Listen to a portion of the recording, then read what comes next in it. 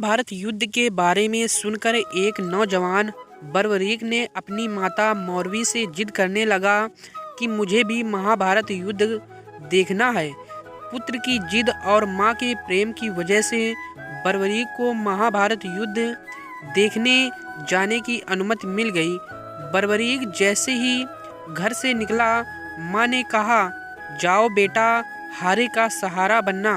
उन्होंने अपनी माता से कहा कि युद्ध में जो भी हारेगा मैं उनकी तरफ से लड़ूंगा। नीले घोड़े पर सवार होकर 3 बाणधारी बर्बरीक ने अपनी माता को जवाब दिया कि जैसा आपने कहा है वैसा ही होगा, मैं हारे का सहारा जरूर बनूंगा। बर्बरीक के पास दिव्य शक्तियां थी जो उन्हें भगवान शिव से मिली थी। बर्बरीक के पास 3 बाण थे जो पूरी सृष्टि को खत्म कर सकते थे।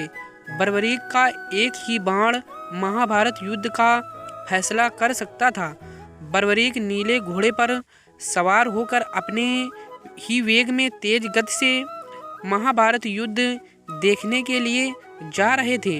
राह में एक ब्राह्मण ने उनको रोका और उनकी तारीफ करते हुए कहने लगा कि आप बहुत वीर और दानी हैं। ब्राह्मण उनकी परीक्षा ले रहा था। उसने बर्बरीक से कहा कि मुझे दान चाहिए। बर्बरीक बहुत बड़े दानी थे। उन्होंने ब्राह्मण से कहा कि बोलो आपको क्या चाहिए। ब्राह्मण ने कहा कि मुझे आपका शीश दान कर दो। यह सुनकर बर्बरीक थोड़े मुस्कुराए और कहा कि आप अपने वास्तविक रूप में आओ, मैं वादा करता हूँ कि आपने जो मांगा है वो मिल जाएगा। यह सुनकर ब्राह्मण भेष से बाहर आकर भगवान श्री कृष्ण ने बर्बरीक को दर्शन दिए।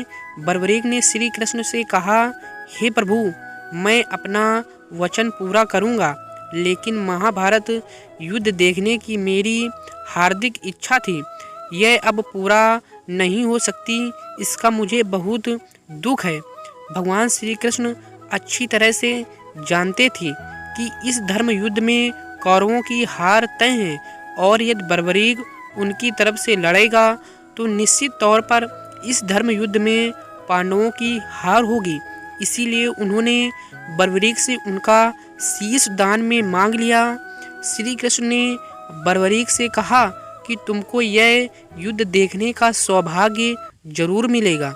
बर्बरीक ने अपना शीश कर भगवान के श्री चरणों में रख दिया। भगवान श्री कृष्ण ने शीश को एक ऊंचे स्थान पर रख दिया ताकि बर्बरीक महाभारत का युद्ध देख सके। बर्बरीक की दानवीरता से खुश होकर श्री कृष्ण ने उन्हें अपना नाम श्याम उपहार स्वरूप भेंट किया। साथ ही आशीर्वाद भी दिया कि आने वाले युग में तुम मेरे नाम से पूजे जाओगे। जब भी कोई हारा और टूटा हुआ भक्त आपके पास आएगा, तुम्हारी पूजा से उसके सब काम पूर्ण होंगे।